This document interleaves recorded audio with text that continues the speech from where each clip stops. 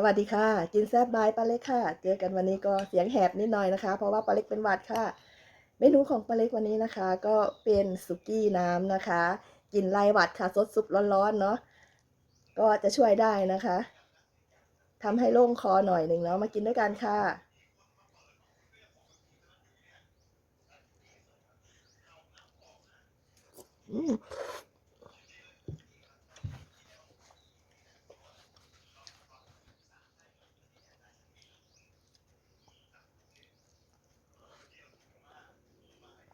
ปกติก็จะทุบพริกกระเทียมนะคะใส่ลงไปด้วยจะเพิ่มความอร่อยค่ะแต่วันนี้ขอกินแค่เป็นน้ำจิ้มธรรมดาปูอัดค่ะ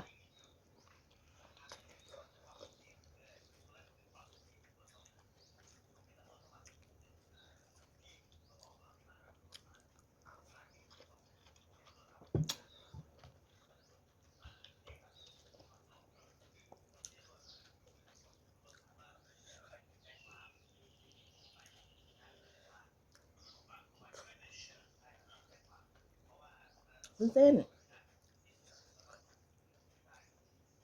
ใช้วุ้นเส้นสดนะคะสะดวกดีแต่ถ้าเป็นวุ้นเส้นแห้งก็จะเหนียวนุ่มกว่าเนาะ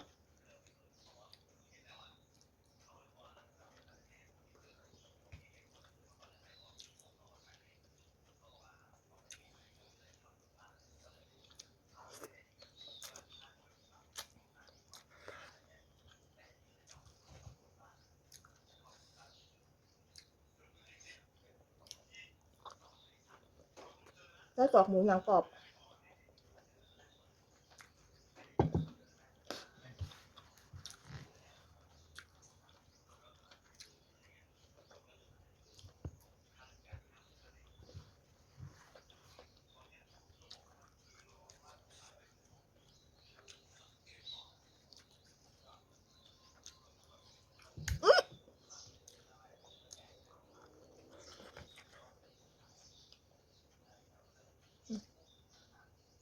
น้ำจิ้ม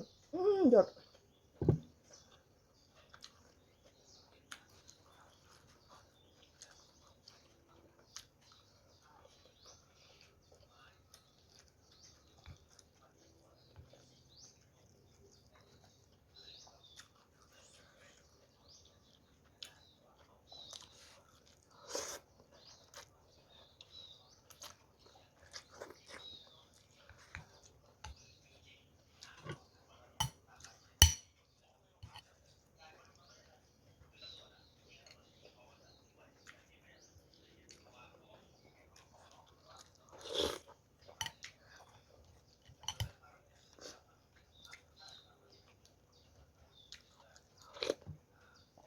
เป็นหวัดก็จะประมาณนี้นะคะกินอะไรก็ไม่อร่อย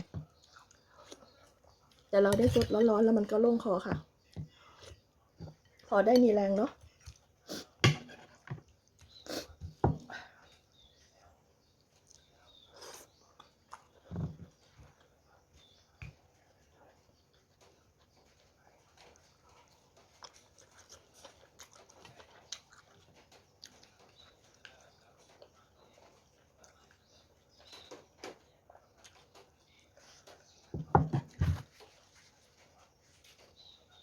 เมื่อวานลุกไม่ขึ้นเลย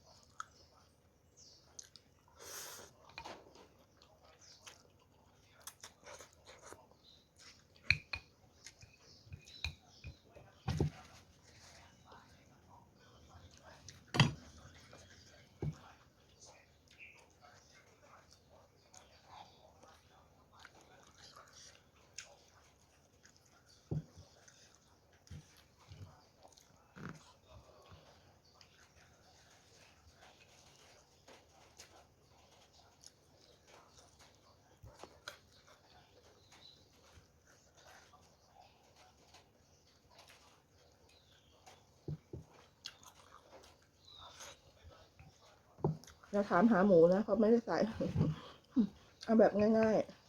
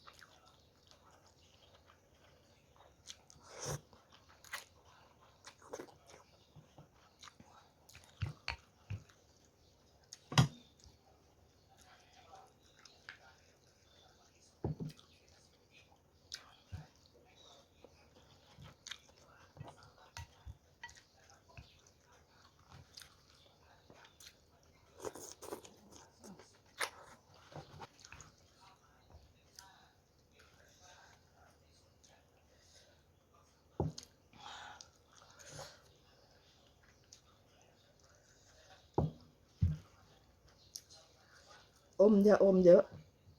มันทำให้เพดานเราแสบ ใครว่าอะไรดีเอามาอมหมด อยากหายไวๆ